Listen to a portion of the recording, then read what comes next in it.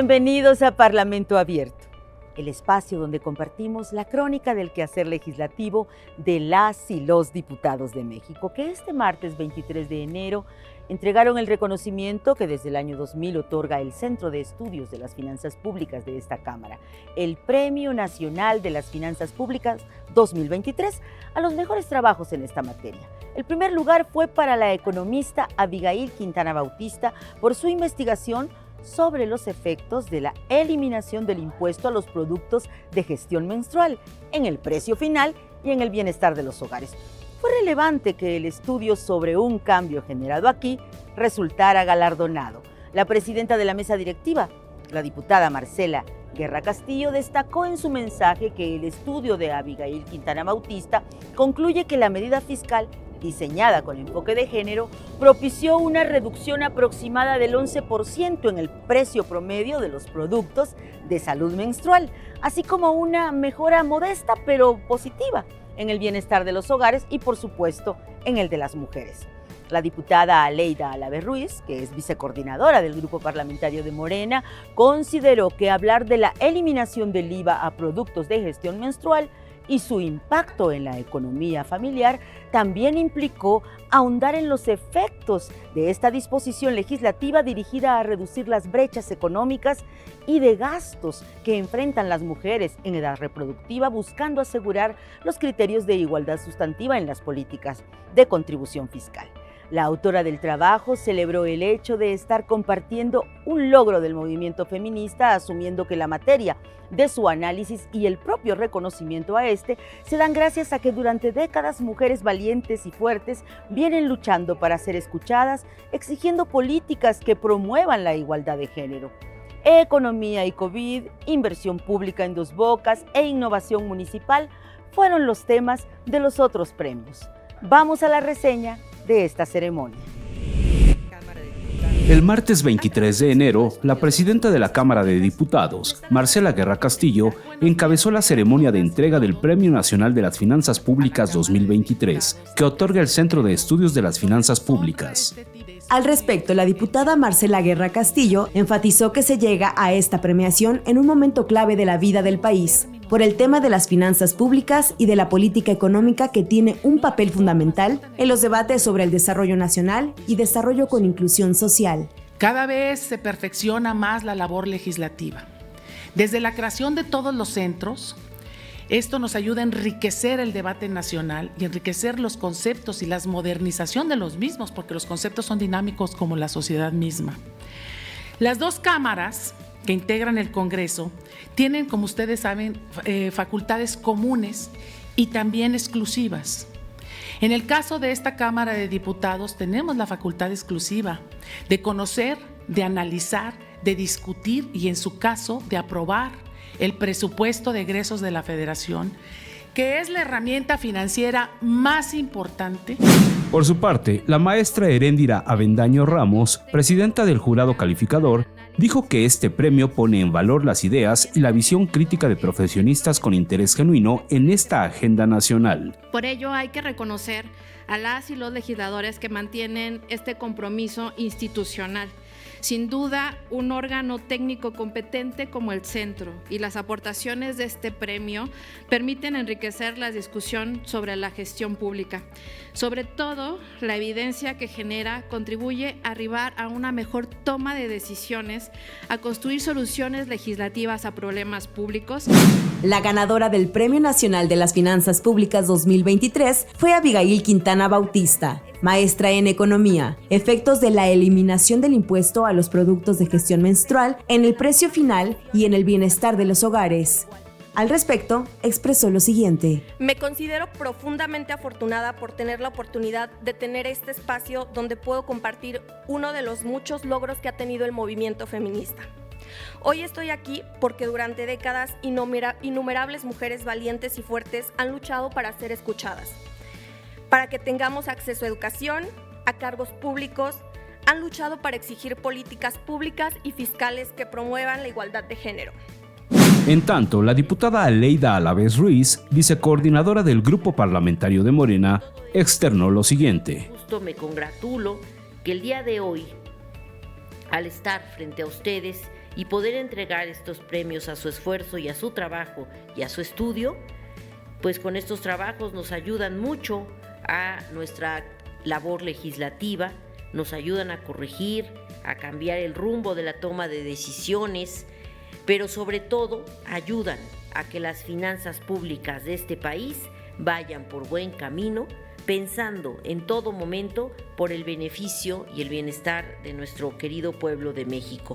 Para concluir, el secretario de Servicios Parlamentarios, Hugo Cristian Rosas de León, agradeció a las y los jóvenes que participaron porque sus trabajos no solamente revelan el compromiso que tienen con su patria, sino también el talento de su formación profesional. Pero el premio, eso es lo que busca, generar reflexión, crítica y conocimiento sobre los grandes problemas de las finanzas nacionales.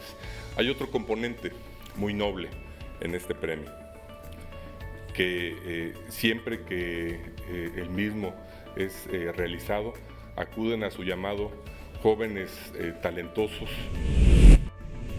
El miércoles 24 de enero, legisladores que integran la Comisión Permanente del Congreso de la Unión, sede de las cámaras de diputados y de senadores, cuando están en receso, recibieron el informe anual 2023 de la presidenta de la Comisión Nacional de Derechos Humanos, CNDH, Rosario Piedra Ibarra, quien les aseguró que ésta ha realizado más por desentrañar las violaciones en la materia que el resto de sus antecesores, toda vez que, según planteó, en el pasado inmediato hubo una especie de pacto de silencio para no indagar respecto a momentos históricos en los que estaban involucradas personas que dieron paso a la creación de este organismo autónomo.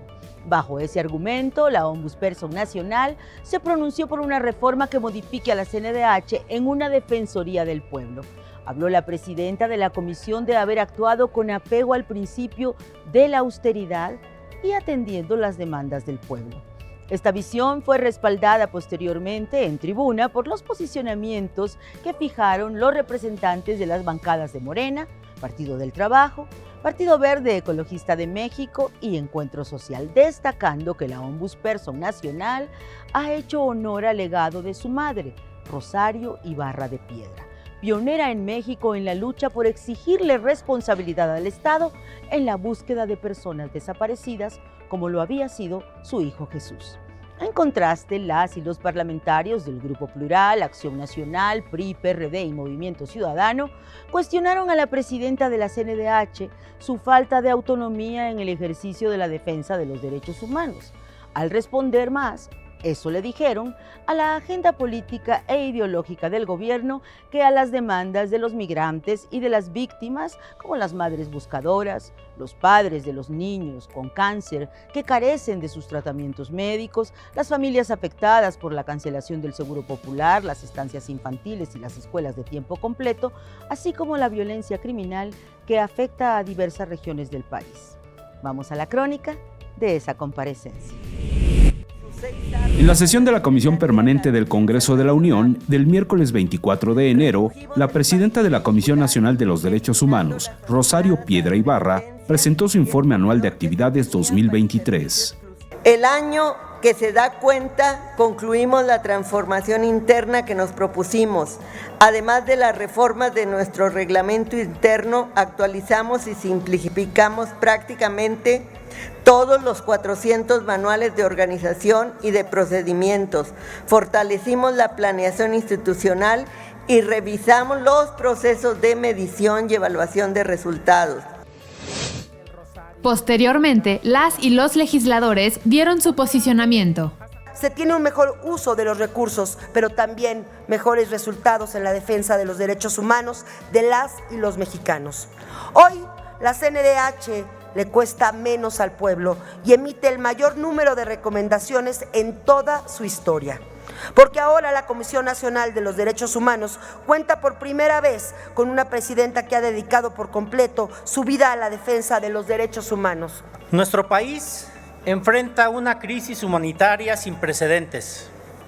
La violencia y la inseguridad se han disparado como nunca en la historia moderna de nuestro país. Hablar de derechos humanos en este momento necesariamente nos lleva a una terrible realidad de violación masiva de todos los derechos fundamentales en perjuicio de las y los mexicanos. Su paso por la presidencia de la comisión dejará una huella imborrable. Será ampliamente recordada, no por sus logros, pero sí por todas sus omisiones y escándalos. Desde el dudoso proceso en el que fue electa hasta su postura a favor de los deudores alimentarios. La defensa de los derechos humanos representa una de las tareas más arduas en nuestro país. Durante décadas, el papel de las autoridades encargadas de este propósito, así como del de las leyes y de los defensores de los derechos humanos, se había visto limitado. Pero no por ello se ha dejado de acompañar a las víctimas en su búsqueda de justicia. Desde esta tribuna, hacemos un amplio reconocimiento de su gestión al frente de la CNDH. La propuesta que desde hace ya un par de años ha venido planteando la maestra Rosario Piedra, de convertir a la CNDH en la Defensoría del Pueblo, es una propuesta que implica una perspectiva refundacional. No se trata de un mero cambio cosmético, ni de ponerle un nombre rimbombante, sino de verdaderamente reformar las estructuras de la institución. 427 masacres este año, dice Causa en Común. Una masacre cada 19 horas. Sí, masacres. ¿Y qué está sucediendo? La Comisión Nacional de Derechos Humanos ni siquiera presentó una acción de inconstitucionalidad contra la militarización. Al finalizar, la presidencia de la Comisión Permanente recibió el informe y fue turnado a la Cámara de Diputados y al Senado de la República. Posteriormente, se emitió un mensaje. Los derechos humanos y su vigencia plena son principios fundamentales que debe de garantizar todo Estado constitucional de derecho. Son la fuente primaria de legitimidad de todo sistema político y propósito permanente de cualquier régimen que precie de ser democrático. El ejercicio del poder público requiere que se ejerzca siempre de manera racional y apegado a los parámetros que establece el orden constitucional y legal. En la sesión de la Comisión Permanente del miércoles 24 de enero, las y los parlamentarios analizaron el impacto del Tratado de Libre Comercio a 30 años de su firma por parte de México, Estados Unidos y Canadá. En la revisión de esta estrategia económica y comercial, avalada ya por las 6 últimas administraciones federales en el país, todas las fuerzas partidistas representadas en el Congreso mexicano se pronunciaron en favor de su continuidad. Y hubo coincidencia en que fue acertada la revisión que de este instrumento se hizo para ratificarlo con la firma de lo que hoy se conoce como el TEMEC. Y se hizo el recordatorio de que, de nueva cuenta, tendrá que actualizarse entre las autoridades de las 3 naciones en el año 2025. El debate permitió enumerar los pendientes que se tienen para que México pueda beneficiarse de la llamada relocalización. Los representantes de Morena, Partido Verde Ecologista de México y el Partido del Trabajo destacaron que en la actual administración se preservó en la relación trilateral el resguardo de la soberanía nacional en materia energética y se puso énfasis en el mejoramiento de las condiciones salariales de la población y en el de los ingresos de los hogares en situación de pobreza.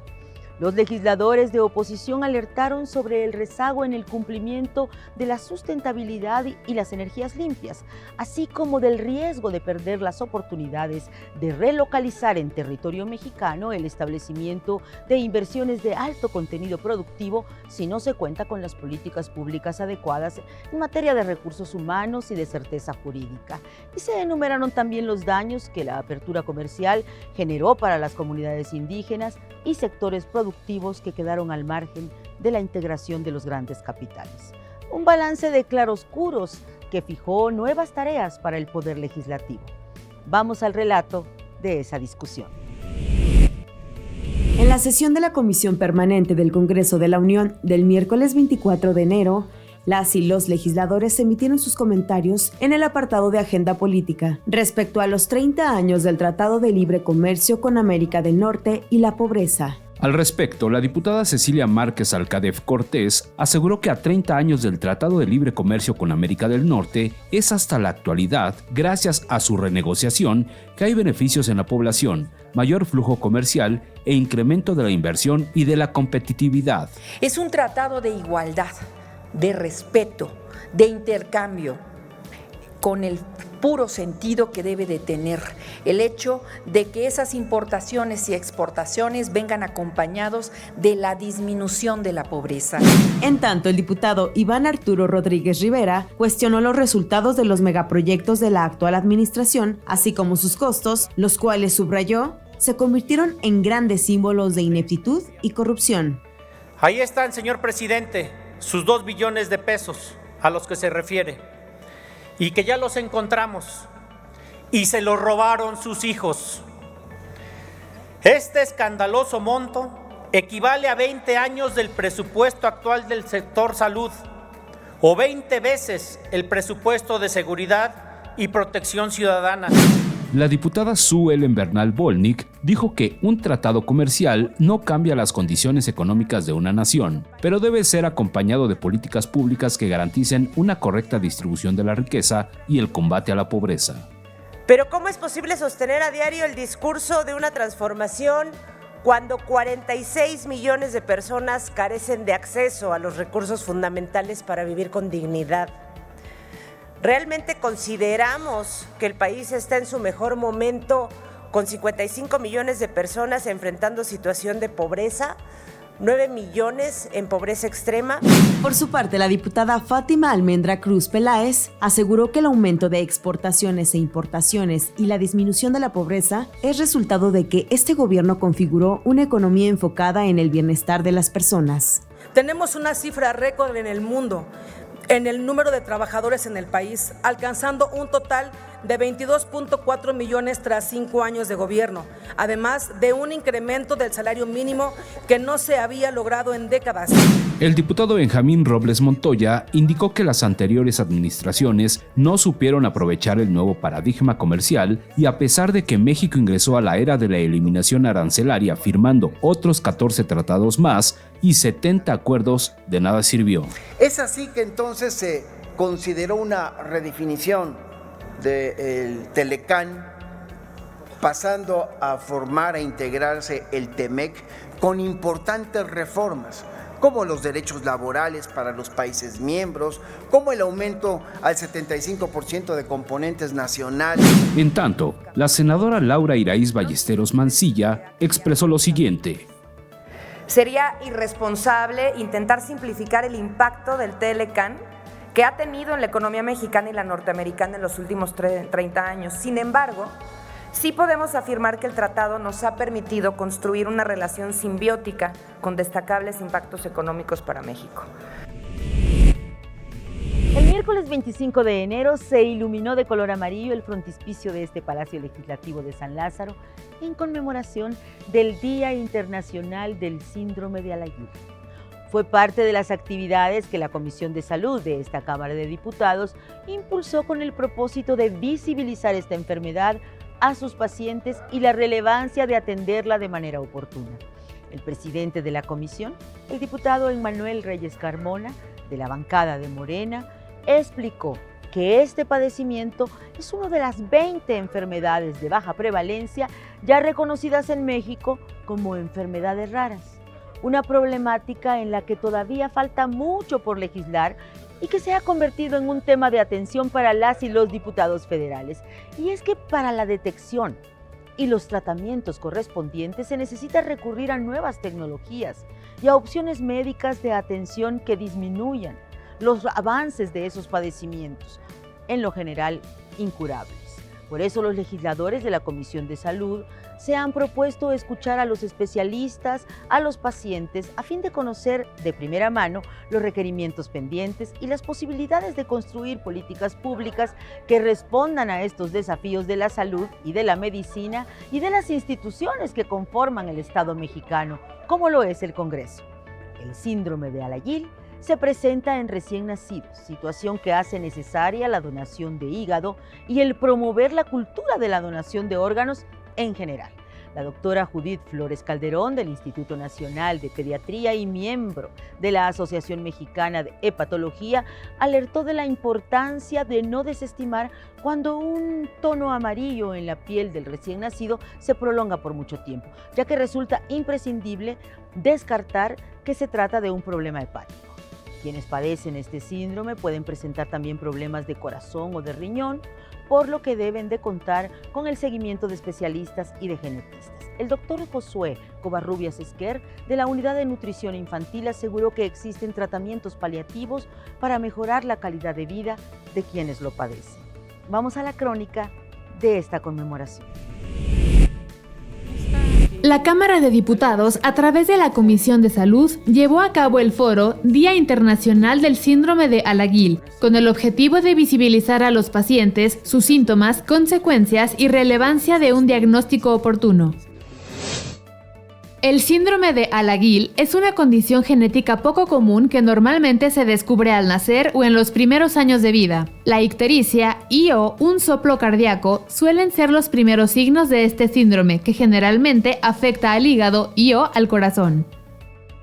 La gravedad de esta enfermedad tiene un amplio espectro, ya que algunos solo tienen una enfermedad leve y no experimentan síntomas, mientras que otros necesitan intervenciones para salvarles la vida.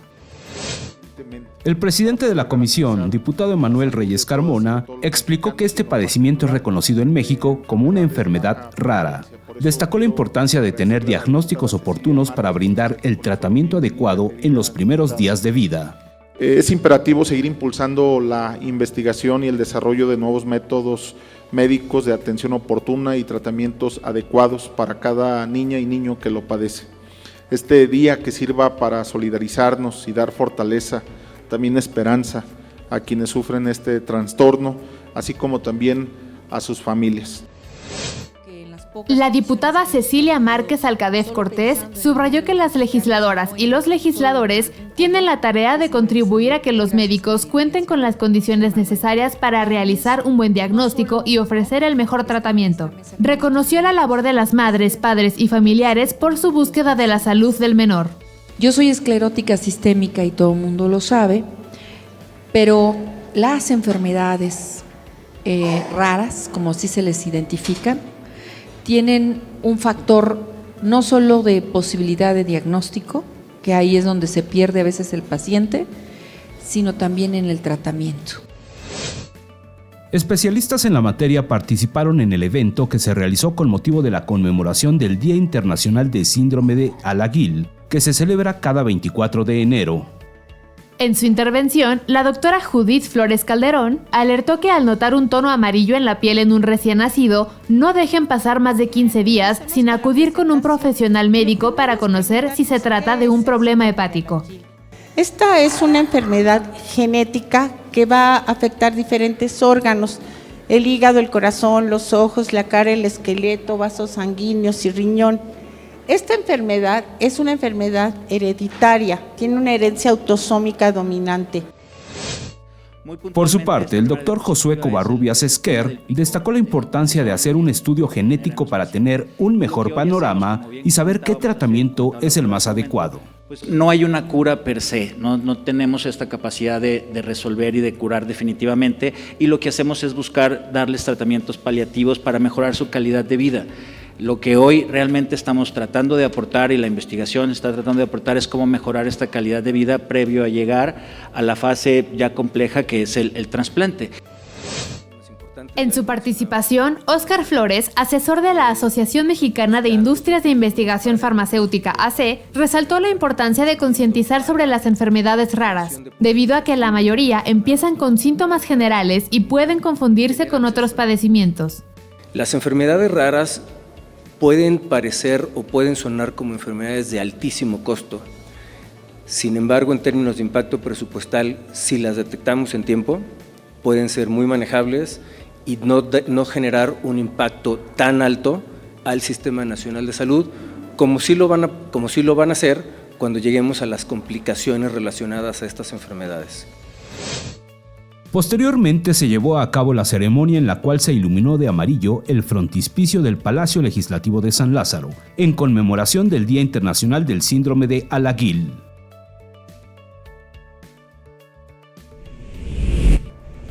hasta aquí nuestra emisión semanal de Parlamento Abierto. Gracias por acompañarnos en este espacio donde compartimos la crónica del quehacer legislativo de las y los diputados de México.